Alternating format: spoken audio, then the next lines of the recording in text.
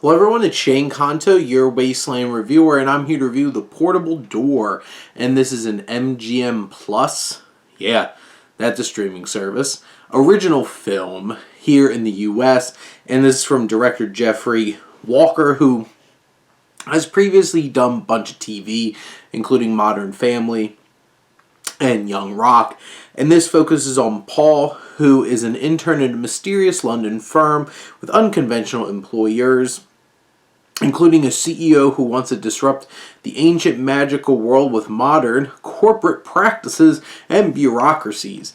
And this particular fantasy film, which clocks in right around 2 hours, focuses on Paul and his journey of getting this job and slowly peeling back the layers of what's really going on at this firm.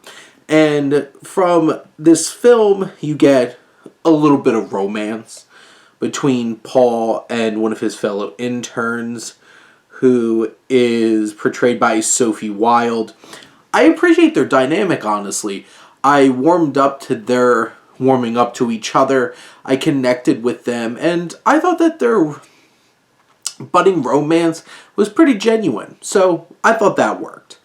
In terms of this fantasy world, there's some interesting elements and interesting beings and different powers that some of these different characters have, including the titular, the portable door, which is this portal to be able to get to basically anywhere. And this mechanism and its importance towards the story is significant. I do feel like this film gets a little bloated. It gets a little too out of control in terms of all the different kinds of moving pieces. Like, the third act of this film starts throwing like 50 million pieces at you, and you're trying to process everything and really wrap your head around what's really going on. And in terms of this story, I do feel like it has decent payoff. It's just a little messy trying to get through that third act to get us there. And from a directing standpoint, I think Walker does a fine job. You could definitely feel the television style at times of elements, but there are some interesting shot scenes, and particularly whenever it's dealing with like the basement of this place, it's dark, it's eerie, or there's this other kind of space that you could portal to that feels dark and creepy. And there's some interesting designs. I think the fantasy world and the creatures and everything that inhabit it are pretty interesting and create some layers to the proceedings of this film and everything that's going on. Now, I do feel like this particular film really lives on its cast too, and Patrick Gibson I don't think is the biggest name out there. He's done work with Shadow and Bone and the film Tolkien, and I think he does quite a fine job here as our lead.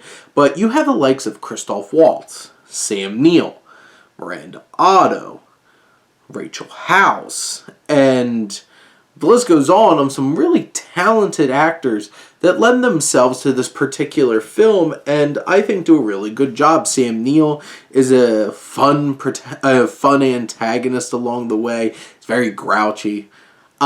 Christoph Waltz has some good moments as well, even though like he is playing amalgamation of a lot of these antagonists he has played before. But there's just a lot of talent here. Genuine core dynamic and relationship, and some interesting ideas and mechanisms from a fantasy perspective that deliver a pretty decent and fun time.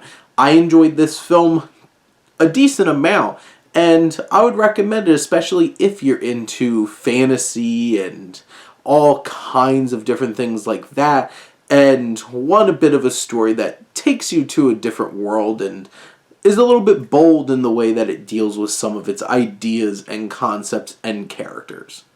But those are my thoughts on The Portable Door. Let me know what you think, and let's talk some movies. But thank you as always for tuning in and supporting your Wasteland reviewer.